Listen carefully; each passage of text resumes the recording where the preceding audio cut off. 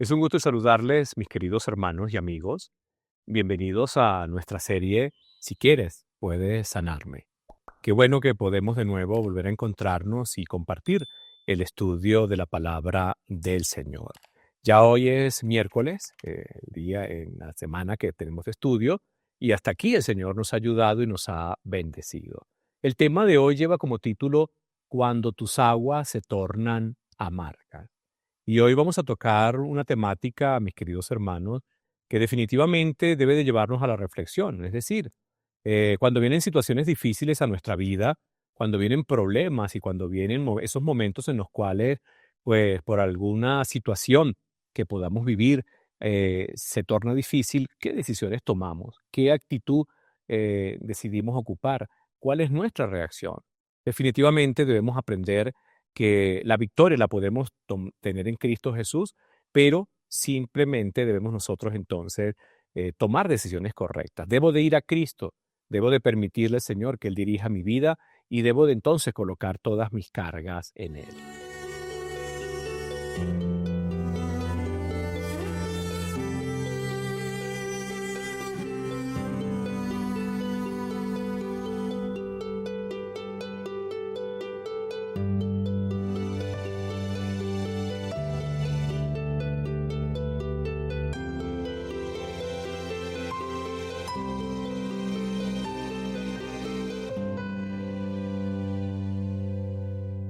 Querido Señor, gracias te damos por el día que nos das. Gracias te damos también por la oportunidad que nos permites de estudiar tu palabra. Te quiero pedir que puedas bendecir a todos mis amigos y hermanos que han seguido esta serie. Te pedimos que el tema de hoy, al igual que los temas anteriores, sea de gran bendición para sus vidas. Gracias, Señor, te damos por tu amor. Perdona nuestros pecados, lo pedimos en Cristo Jesús. Amén. Bien, definitivamente cuando no somos capaces de resolver algún tipo de situación, pues tenemos dos opciones, ¿no? Una, nos amargamos y dejamos que pues esto pueda aplastarnos o destruir nuestra vida y eso trae terribles consecuencias o sencillamente esto nos lleva y nos motiva a decir, puedo hacerlo. Entonces tengo que buscar diferentes alternativas, pero recordemos que al buscar estas diferentes alternativas, si lo hacemos tomados de la mano del Señor, pues los resultados van a ser los mejores. Es real, hay muchas herramientas, hay muchas técnicas que nos permiten obtener resultados rápidos en algunas situaciones, obtener también allí resultados y soluciones a los problemas que podamos enfrentar. Pero definitivamente, mis queridos hermanos, cuando colocamos la voluntad de Dios en nuestra vida y cuando colocamos al Señor en medio de nuestra tormenta y Él es nuestra base y Él es nuestra vida, pues los resultados serán los mejores, porque con Dios, pues definitivamente todo es mejor. Así que en ese contexto vamos a hablar un poquito acerca de lo que es la amargura. La amargura pudiéramos definirlo como ese trago que se saborea y se va convirtiendo, ¿no?, en un veneno que va poco a poco acabando con nuestro interior, va literalmente secando nuestra vida. La amargura es una forma de depresión en la que una persona se enfoca entonces negativamente en el entorno exterior, pensando que ha sido tratada injustamente, es un sentimiento entonces de aflicción, sin sabor, disgusto y pesadumbre. Y a menudo entonces la amargura surge como resultado de un resentimiento hacia alguien o hacia algo. Las personas que están amargadas o las personas que están viviendo este tipo de situación, pues siempre están criticando, se están quejando, muestran enojo, son volátiles, ofensivas, tienen baja autoestima y les gusta hacer sentir mal también a los demás. La amargura se puede transformar, puede transformar el carácter de una persona, reflejando definitivamente dureza, severidad, rencor, odio y hasta negativismo. Y creo que todos estos puntos que hemos mencionado no son nada buenos para nuestra salud. Algunos síntomas físicos de la persona que es amargada, pues incluye presión arterial alta, desórdenes estomacales, problemas intestinales, insomnio y enfermedades cardíacas en algunos casos. Entonces, en el ámbito emocional, la amargura puede causar inseguridad, ansiedad, preocupación, depresión e incluso temor. Y a nivel espiritual, pues definitivamente, ¿no? Puede resultar en la pérdida de la visión de la vida, del propósito de la fe. Entonces, creo que el asunto con la amargura deberíamos detenernos si estamos en ese caminar o si estamos permitiendo que eso ocurra en nuestra vida, deberíamos entonces detenernos y con la ayuda del Señor pedirle que Él nos ayude a poder enrumbar nuestro camino en una visión y en un norte completamente diferente. Ahora, en la Biblia encontramos, apreciados hermanos, una historia bien interesante y la ubicamos allí en Éxodo capítulo número 15, versículos 22 al versículo número 27. Hizo Moisés que partiera Israel del Mar Rojo y salieron al desierto de Shur y anduvieron 3 días por el desierto sin hallar agua y llegaron a Mara y no pudieron beber las aguas de Mara porque eran amargas. Por eso le pusieron el nombre de Mara. Entonces el pueblo, dice el versículo 24, murmuró contra Moisés y dijo, ¿qué hemos de beber? Y Moisés clamó entonces a Jehová, y Jehová le mostró un árbol y lo echó en las aguas, y las aguas se endulzaron. Allí le dio entonces estatutos y ordenanzas, y allí los probó. No olvide esa palabra, probar en medio de las aguas amargas.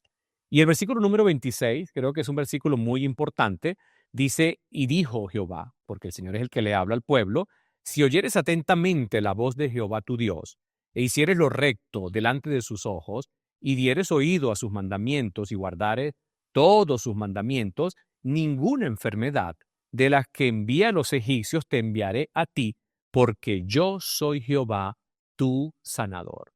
Interesante, ¿verdad? Ahora, ¿qué podemos nosotros aprender de esta experiencia del pueblo de Israel cuando llegaron a las aguas amargas de Mara?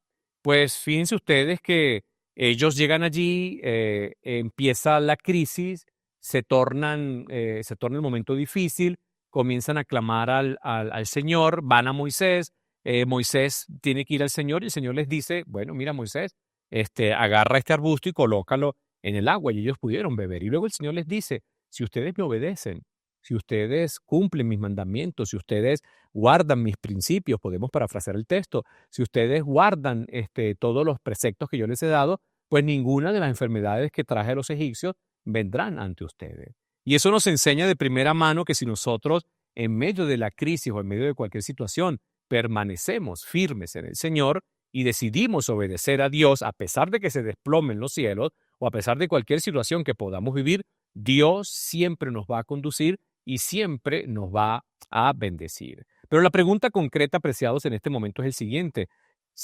Cuando mis aguas se tornan amargas, ¿qué hago? ¿Qué actitud tomo? ¿Qué decisiones tomo? ¿Me quejo ante el Señor? ¿Me lamento ante el Señor? ¿Me olvido de las promesas de Dios? ¿Me olvido de todas las cosas maravillosas que Dios puede hacer y quiere hacer en mi vida? El deseo de toda la gente en la página 43, en la página 297, repito la cita, deseo de toda la gente, capítulo 43, la página 297, dice lo siguiente, escuche muy bien, en toda dificultad, Dios tiene un camino preparado para traer alivio.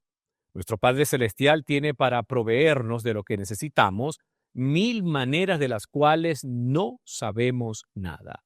Repito esta última parte. Nuestro Padre Celestial tiene para proveernos de lo que necesitamos 1000 maneras de las cuales no sabemos nada. Y qué maravilloso es el Señor. Qué maravilloso es saber de que a pesar de las dificultades que se nos puedan presentar, de las situaciones difíciles que podamos enfrentar, el Señor siempre tiene la última palabra. Quizás, apreciado hermano y apreciado amigo, nos estamos amargando sin necesidad.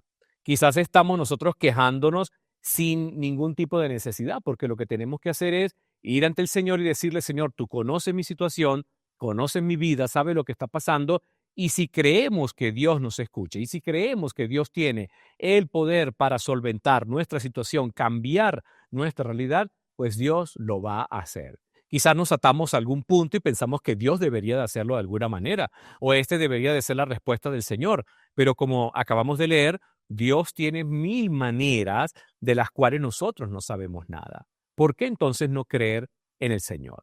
Pero vamos a recordar algunas cosas de las que les pasó al pueblo de Israel y vamos a aplicarlas entonces a nuestra vida.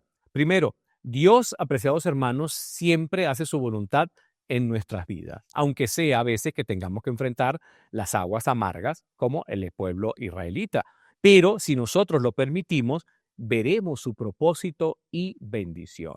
Y esto nos enseña definitivamente que a pesar de las dificultades que se puedan presentar en nuestra vida, si usted confía en el Señor, si usted descansa en las promesas del Señor, Dios hará su voluntad. Y su voluntad es lo mejor para cada uno de nosotros. Segundo punto, cuando lleguemos a las aguas amargas de Mara, recuerde, no estamos solos. Dios está con nosotros. O podemos decirlo de esta manera, Dios está contigo. Conozco muchas personas que han vivido y viven situaciones difíciles, pero en medio de esa crisis ellos creen y saben que Dios está allí y ellos permanecen firmes y fieles al Señor. Ahora, ¿cuántas veces nosotros, usted que me escucha, o un servidor, cuando enfrentamos aguas amargas en nuestra vida, qué actitud tomamos? Creo que muchas veces nos quejamos, ¿verdad? Y necesitamos aprender. Necesitamos aprender que definitivamente debo de confiar en el Señor, porque no estoy solo. Él lo ha prometido. Jehová es mi pastor, nada me faltará. Dice la Biblia, en lugares de delicados pastos me hará descansar, junto a aguas de reposo me pastoreará. Confortará mi alma y me guiará por sendas de justicia por amor de su nombre. Y aunque ande en valle de sombra de muerte, dice el Salmo 23, versículo número 4, no temeré mal alguno, porque tú, Jehová, estarás conmigo. Tercer punto, cuando lleguemos a esos momentos difíciles, confiemos en el Señor. Recuerde, Jesús ya venció. Y es maravilloso esta promesa, es maravillosa esta realidad. ¿Por qué? Porque podemos saber, mi querido hermano y amigo, que Jesús ya pasó por esas situaciones difíciles, Jesús obtuvo la victoria, Jesús murió en la cruz del Calvario, resucitó, obtuvo la victoria, corrijo bien la idea, para que nosotros entonces hoy podamos tener esperanza de salvación y esperanza de vida eterna. En pocas palabras, es como que el Señor nos estuviera diciendo, bástate mi gracia. Recuerda esa cita maravillosa, 2 Corintios 12:9. El Señor le dice al apóstol Pablo, te basta mi gracia, porque mi poder triunfa en la debilidad. Entonces recordemos todos los 3 puntos que hemos colocado en esta mañana. Primero, Dios hace su voluntad en nuestras vidas y si nosotros lo permitimos, veremos su propósito y bendición. Segundo, cuando lleguemos a las aguas de Mara, recordemos que no estamos solos. Dios está con nosotros. Dios está contigo. Y tercero, confiemos en Jesús. Él ya venció. Y definitivamente, depender de la gracia del Señor, depender de su voluntad, depender totalmente del Señor, traerá grandes bendiciones a nuestra vida, traerá grandes beneficios, porque definitivamente, mis queridos hermanos, en el Señor podemos nosotros encontrar salvación y podemos encontrar vida eterna y podemos también encontrar solución para nuestros problemas y diferentes situaciones. Ahora le pregunto, ¿conoce usted a alguien que haya vivido o esté viviendo alguna situación difícil en la cual usted le ha visto cómo permanece firme en el Señor? Quizás son contadas las personas, ¿verdad? Porque a veces nos preocupamos más, nos quejamos y nos lamentamos, pero son muchas más las personas que definitivamente cuando se enfrentan a situaciones difíciles, pues permanecen firmes y aferrados al Señor. En este contexto, yo quiero contarles una historia bien interesante y cuando escuché esta historia, pues definitivamente esto me hizo reflexionar mucho. Job 14, y leamos el versículo número 15. Dice la palabra de Dios allí, entonces llamarás y yo te responderé, tendrás afecto a la hechura de tus manos. Y esta es palabras que Job decía, ¿no? En este capítulo 14, donde Job discurre sobre la brevedad de la vida. Pero Job está seguro de que a pesar de los sinsabores que está viviendo, a pesar de las situaciones difíciles a las cuales él se enfrenta, él sabe que el Señor un día le va a resucitar, le va a levantar, y ese día, cuando el Señor le llame, él le va a responder, y entonces Dios volverá a manifestar ese amor y ese afecto para con él, que le hizo, que le formó. Y Job sabe que a partir de ese momento, cuando ocurra la resurrección y estemos con Cristo Jesús, ya no habrá más dolor. Quizás para muchos esto puede sonar como que algo así, como que difícil de aceptar o difícil de creer. Pero en este contexto, como les dije hace un momento, quiero contarles la historia de un hombre llamado William Stutz. William Stutz, apreciados hermanos, nació en 1958 y murió en el 2011. Y William Studd, cuando leí la historia de este señor, él ya murió, pues su historia me impactó muchísimo. William Studd escribe un artículo que lleva como título Tres regalos para tiempos difíciles. Este aparece en la revista Christianity Today del 2009. Ahora, William Studd dice lo siguiente, y presta atención. Dice, durante la mayor parte de mi vida, disfruté de un nivel de comodidad y éxito que era y es mucho mejor que todo lo que había esperado o merecido. Me convertí al cristianismo a mediados de mis 20 años, dice William, y a finales de mis 20 y durante mis 30, a menudo me preguntaba, decía él, ¿por qué me ha ido, por qué Dios me ha dado una vida tan buena? Dice él que se casó con una mujer llamada Ruth, que era insondablemente hermosa e increíblemente talentosa. Llegaron a tener 3 hijos maravillosos, a quienes Ruth y él adoraban y a quienes, para sorpresa de ellos, dice William Studd, pues realmente parece ser que ellos amaban también a sus padres. Y él se vuelve a hacer la pregunta, ¿por qué Dios ha sido tan bueno conmigo? ¿Por qué Dios me ha dado tantas bendiciones? Ahora, queridos hermanos, él sigue narrando todas sus experiencias, pero luego hay un cambio interesante. Y dice él, todo estaba bien hasta que llegan las aguas amargas a nuestras vidas. Y de ahí en adelante, él comienza a narrar situaciones que pasaron en su vida que le cambiaron completamente. Dice él, hace poco más de 9 años, cuando volví a casa en coche, después de unas vacaciones familiares, pinchamos una rueda. Me detuve y empecé a cambiarla. Me pasó algo malo en la base de la espalda cuando estaba haciendo el cambio de la rueda y desde entonces me duele la parte baja de la espalda y la mitad superior de la pierna derecha. Para combatir el dolor, dice William Studd, me han operado 2 veces más en los últimos 9 años, además de decenas de inyecciones, múltiples rondas de acupuntura, fisioterapia y psicoterapia y literalmente miles de pastillas. Ninguno, dice William Studd, de esos tratamientos funcionó. Me duele la espalda y la pierna derecha cada vez que estoy despierto y me duele mucho. La mayoría de los días siento como si alguien me hubiera golpeado con un bate de béisbol. Y él describe esta experiencia de la siguiente manera. Dice, vivir con dolor crónico es como tener un despertador pegado a la oreja con el volumen alto y no puedes bajarlo. No puedes huir de él, porque a donde tú vas, se queda con donde tú te quedas. El dolor crónico es el invitado no deseado que nos irá cuando la fiesta termine. Y luego él dice, nuestra familia empezó a desintegrarse.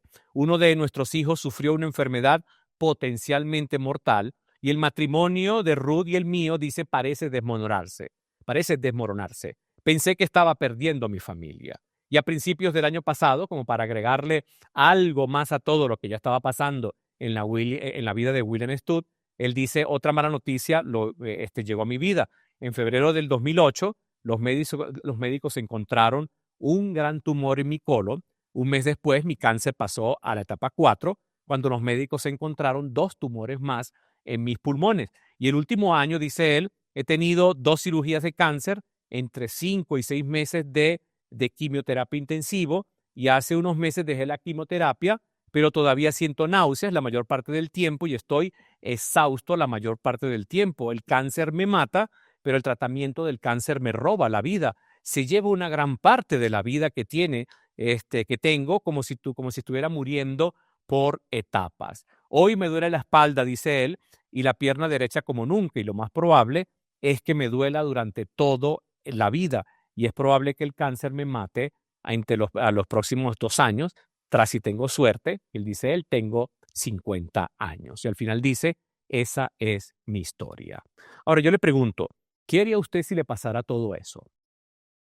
¿Qué haría usted si estuviera viviendo en la situación de William Studd?